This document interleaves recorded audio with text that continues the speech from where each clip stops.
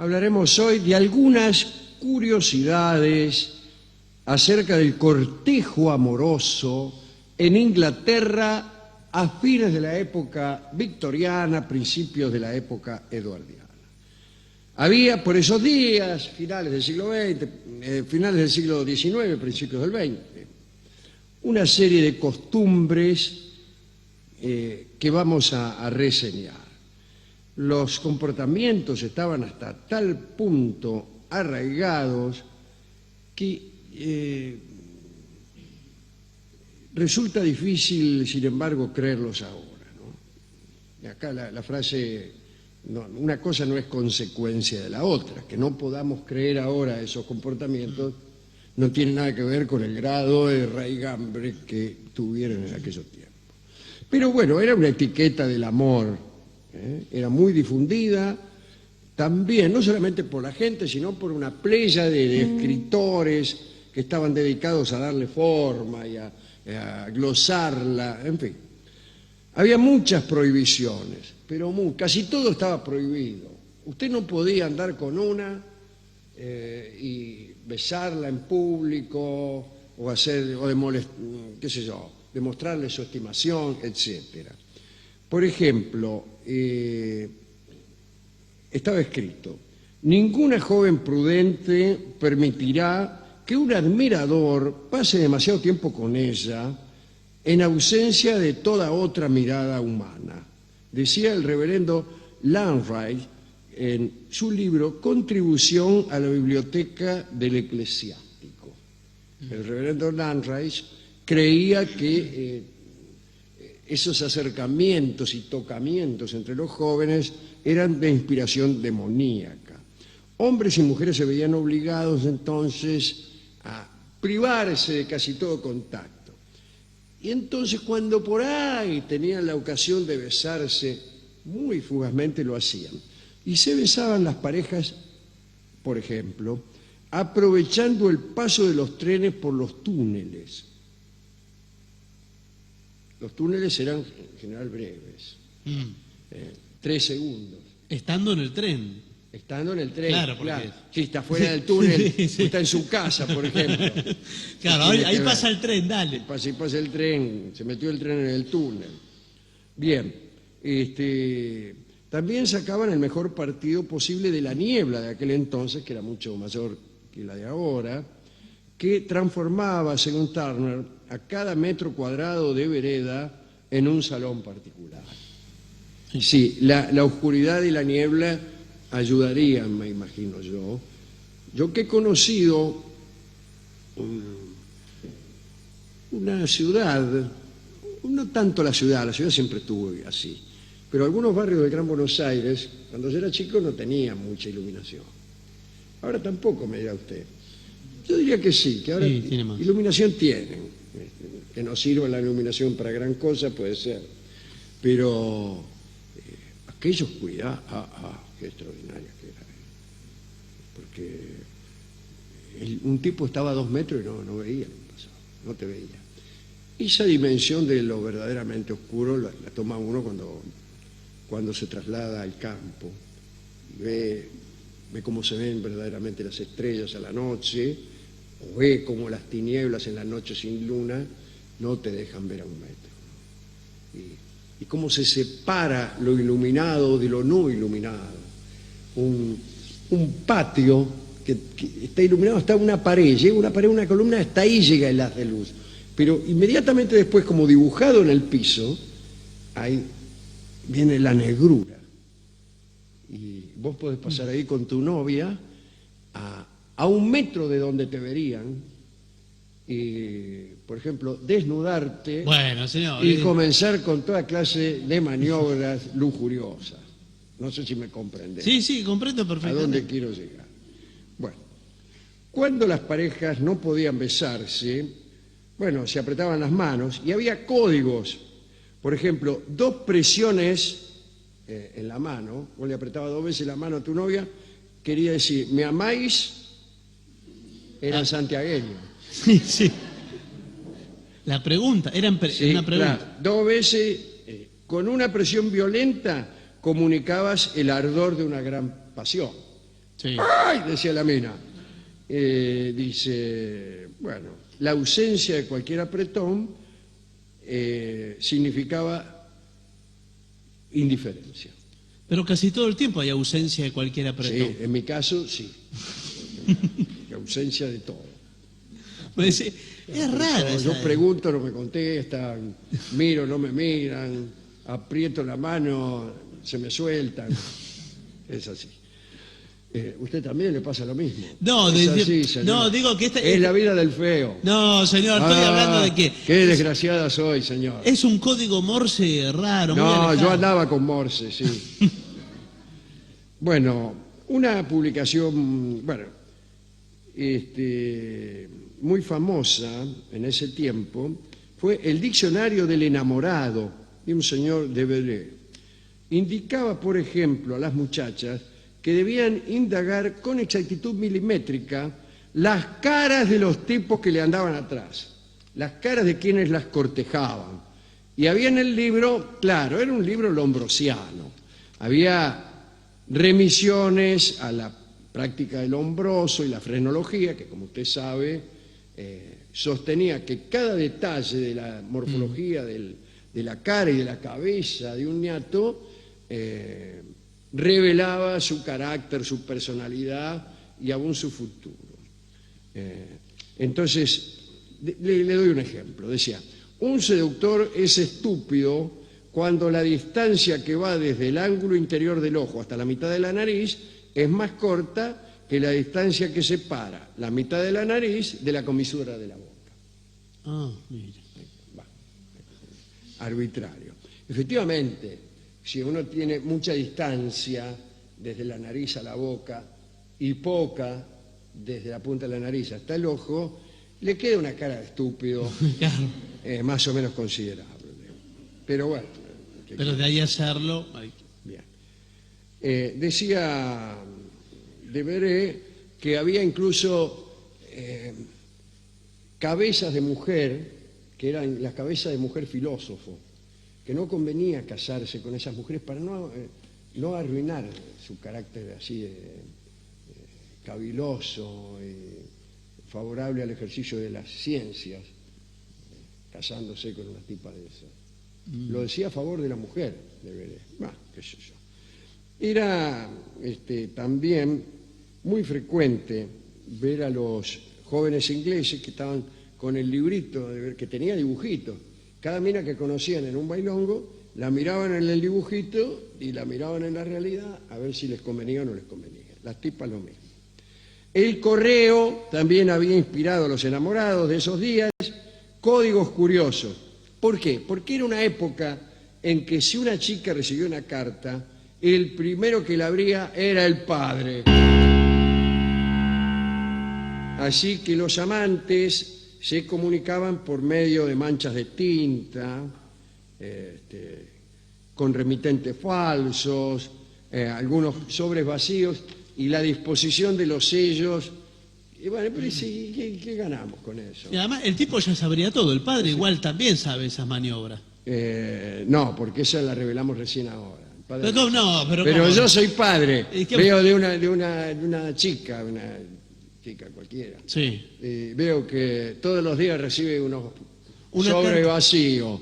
Claro. O con mancha de tinta o con dibujito. ¿Y qué le Yo parece? digo, escúchame, ¿qué te pasa, loca? ¿Con quién andás?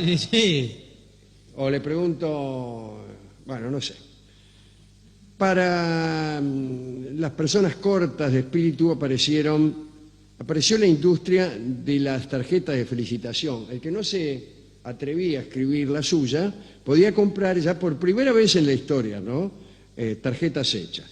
Y el amante anterior dibujaba él mismo sus tarjetas. Eso me parece muy bien, ¿no? Está bien, laborioso. Sí, sí. Yo que acostumbro a regalarle a mi novia mechones de pelo, Sí. voy a empezar también a dibujarle cosas. ¿Usted dibuja bien? No, pero ¿para qué es mi novia si no? Pero señor.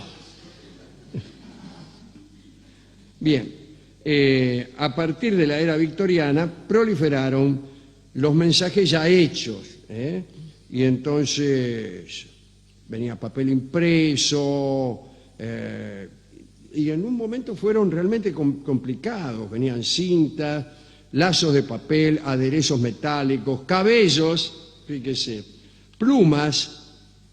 Plumas. Sí, mi novia me manda plumas. Espejitos, perfumes. Algunos se abrían de tal manera, me refiero a las tarjetas, ¿no?, que su tamaño aumentaba varias veces. También se podían desplegar como un farol chino. El texto por ahí lo encontrabas en el corazón de una rosa de múltiples pétalos. Bueno, no nos van a asombrar ahora a nosotros. Claro, esto... donde el troquelado ya ha llegado, ya viene de vuelta. Ya está en desuso. Ya está en desuso, sí, de tan exploradas que fueron sus posibilidades. ¿A usted le gustaban los libros infantiles, esos que usted abrió una página y salió el castillo de Blancanieves, los 7 enanitos? No, Blancanieves no tenía un castillo. No, pero la casita de... Sí, eso sí hay todavía, ¿eh? Sí, claro que hay, algunos son muy hermosos. Sí, sí, ábrele. Y por ahí el niño tiene que abrir una ventana, hay un postigo que abre, o tira para que de un cartoncito. Sí, pero los chicos lo rompen. Buenas tardes. No, pero sí es para los chicos. Buenas tardes, bueno. Sí, pero ¿para qué? Para que lo rompan, porque el mío agarra un enanito que sale por la ventana, saca la cabecita así y lo quiere sacar. Sí, lo quiere sacar. Y le arrancó la cabeza el otro día. Bueno. Y el pobre enano, no, yo lo puse más o menos. No le quedó con la cabeza. No, quedó medio fulero. Sí. Claro, está ya... Cuando uno le arranca la cabeza y después se la pegan de nuevo, el resultado no es muy bueno. Bien. Voy a decir esto. No estaba tan claro, no estaban tan claros algunos datos del registro civil, la edad, por ejemplo. Podía ocultarse muy fácilmente y algunas señoritas se quitaban años y por ahí el marido no se enteraba nunca o se enteraba justo el día del casamiento porque el cura decía: fulana tal nacida tal día. ¿Cómo tal día?, decía el tipo. Y se producían múltiples escenas violentas en los casamientos, ¿no? Muchas señoras ponían incluso especial cuidado en elegir para su unión iglesias, había algunas, ¿no?, que no presentaban en la ceremonia las partidas de la Tora. Mirá vos. ¿Y no es obligatorio presentar eso? Había, me imagino yo también, personas que a favor del recato ocultaban algunas características físicas. ¿Y de qué modo la ocultaba? No sacándose la ropa delante del novio, cosa que no se estilaba en aquel entonces. Tanto es así que algunos siglos antes, una utopía es la de Tomás Moro, me estoy seguro prácticamente. Sí. Donde propone que los futuros contrayentes tengan que presentarse obligatoriamente desnudos ante su futura pareja para examinarse. Ajá, dice, muy bien. A ver. No sé si es así. Bueno, por ahí no decir nada. Lo mejor es no decir nada, porque si uno va a estar para andar haciendo comentarios. Ajá. No. Mirá vos, ¿quién hubiera dicho? O cómo será la laguna que el chancho la cruza al trote. No. Comentarios así no. Lo correcto es mantenerse. Ni tampoco explicar lo propio. Pero Moro, si es que era la utopía de Moro, decía esto, le parecía que era muy razonable que se hiciera esto porque efectivamente sucedían muchas sorpresas. Cuenta el cronista que en muchos casos los engañados se iban a quejar a la novia, a la madre de la novia. ¿Qué tiene que ver la vieja? Y si la vieja fue la que armó todo, porque la madre en la mayoría de los casos estaba al tanto del fraude y a veces llegaban a falsificar su propia fecha de nacimiento para hacer más convincente la de su hija. Mirá la vieja. Sí, la vieja era más joven que la hija. Sí, y el cronista comenta también, bueno, un montón de cosas, de sorpresas desagradables. Pero digamos, para cerrar este informe, que había algunos escritores que hablaban acerca de las ventajas de amores menos vigilados. Ahí lo tiene a nuestro querido George Bernard Shaw, que lo proponía en Hombre y Superhombre, ¿no? El perfeccionamiento de la especie mediante la supresión del matrimonio. Ahí va el tipo. Dice, ¿qué matrimonio ni matrimonio? ¿No? Sin embargo, esto lo decía un personaje que yo creo que era el Don Juan, que estaba en el infierno. Y estas son cosas que cualquiera que las decía estaba en el infierno en aquel tiempo, ¿no? Otro que también preocupaba a las autoridades fue otro amigo de este programa, Heribert Wells, ¿no? Y también escribió una utopía que fue muy leída en las universidades, y él proponía la abolición de los celos y del remordimiento.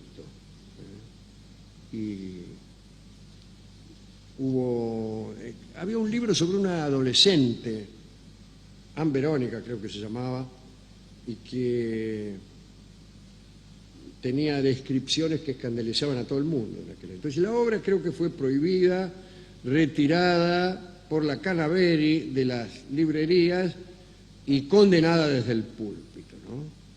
Y incluso algunos dicen, Turner dice que Wells modificó, es demasiado. Wells es el mismo de La Guerra de los Mundos, el mismo de La Máquina del Tiempo. La Máquina del Tiempo es de Wells, pero también el mismo del esquema de la historia universal. Él escribió una historia condensada, muy interesante, que casualmente no tiene mundo hispánico.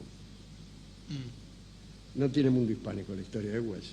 De hecho, cuando se vende, las ediciones que se vendían acá del esquema eran ediciones con toda la parte de España y América colombina, escrita por Enrique de Gandía. Creo, me parece, estoy seguro. Bueno, y lo acusaban a Wells de haber transformado el arte de amar en Inglaterra. Porque, alguien decía con cierta gracia, las mujeres de sus obras eran sexualmente agotadoras como novias y nada tentadoras como esposas. Pero después no se aclara mucho esto. Sexualmente agotadoras como novias, ¿usted qué interpreta? Está bastante claro, me parece. No. Puede ser una novia agotadora. Como algo perturbador, dice que lo dice él. No sé. Y sí, una novia agotadora. ¿Agotadora qué? ¿Que te tiene todo el día de la cocina a la sala? Sí. ¿O que aparece siempre provocando y nunca saciando? Esa es otra forma de agotamiento, pero no, creo que debe ser más directo. Sí, eso es lo primero. Poco más tarde, en Inglaterra aparecieron las obras de Freud, recién allá por 1920. Así que, pero bueno, apareció Freud, inventó el sexo. No inventó. Y las cosas cambiaron muchísimo. No inventó, lo arruinó un poco, pero no lo inventó. A tener líbido, las novias desde Freud son otra cosa. Sí. Sí, no Heribert Wells. Freud fue el que modificó nuestra forma de amar, nuestra forma de percibir cómo amamos, nuestra forma de hablar sobre el asunto. Pero también, como el troquelado, ya está. Eso también ha llegado al ápice de sus posibilidades, y entonces ya hay otros post-freudianos, freudianos disidentes, lacanianos, veganos. No, veganos no tiene nada que ver. Es más o menos lo mismo. No tiene a nada mí me dijo Rolón que vegano y lacaniano en un bar es más o menos lo mismo. No es lo mismo, no tiene. Está considerado lo mismo. No hay comida lacaniana. Está considerado lo mismo, al menos por personas que no entienden nada, como yo, por ejemplo. Bueno. Un plato lacaniano, ¿cuál es un plato lacaniano? No existe. Un plato que reclama que le reclamen. La sopa de letras, pues. No sé. Bueno, Vamos a decir también algo que no dice aquí, pero ¿qué es esto? Las relaciones entre hombres y mujeres, la relación entre novios, vamos a usar las palabras, ha modificado mucho de nuestra vida. Una de las cosas que se modificaron por los novios son los parques. Los parques a partir de antes de esto, esto sería a partir del 1800 y un poco antes también, empezaron a volverse más románticos. ¿Qué quiere decir? Más agrestes. Más agrestes para permitir la existencia de cuevas, cascadas, recodos, pequeños túneles, pórticos. ¿Para qué? Bueno, para cosechar el beso que crece en la penumbra, señor mío. Para regalar apéndices. Ahora no importa mucho eso. ¿Qué necesidad tenemos de andar besándonos por ahí si podemos ir a nuestra casa? O qué sé yo, incluso a la casa de nuestros padres, donde van al cine para dejarnos cómodos, o se colocan en el ínfimo de los rincones de la casa para, bueno, no sé. Bueno, sí. Pero aún así a mí me parece que sí tiene gracia besarse en las pequeñas oscuridades o claridades, en los pequeños recodos, en las pausas, allí donde se supone, solo lo suponemos, no está condenado, pero suponemos que un gesto atrevido puede ser un poco indecoroso, y lo que nos gusta, los que estamos interesados en hacerlo indecoroso esta vez, somos nosotros, somos los novios. No hay mucho espacio ahora para eso. No hay mucho, pero No mejor, en el poco que hay por ahí se arma algo. Y usted si tiene la suposición de que alguien lo puede ver o de que es peligroso por alguna razón, no me pregunte por qué, le va a encontrar un poco de sabor a la vida. Eso no lo entienden muy bien los dueños de lugares de diversión. Pero los lugares de diversión no son para los que quieren besarse ni desearse, sino para los que quieren emborracharse o drogarse, evidentemente. Sí. Yo no digo que esté mal, digo que están mejor servidos allí los que van con esos intereses, ¿no? Pero alguien tendría que escribir acerca de cómo se va modificando la arquitectura y la organización comercial de las grandes ciudades a partir de la modificación de las costumbres sexuales de sus jóvenes. Es así. Bueno, discúlpeme. Vístase, por favor. Sí, me voy a vestir. Sí. Me voy a vestir. Escucharemos La novia ausente, que es evidentemente un tango de novias que se han ido, o que no están, o que están con otros.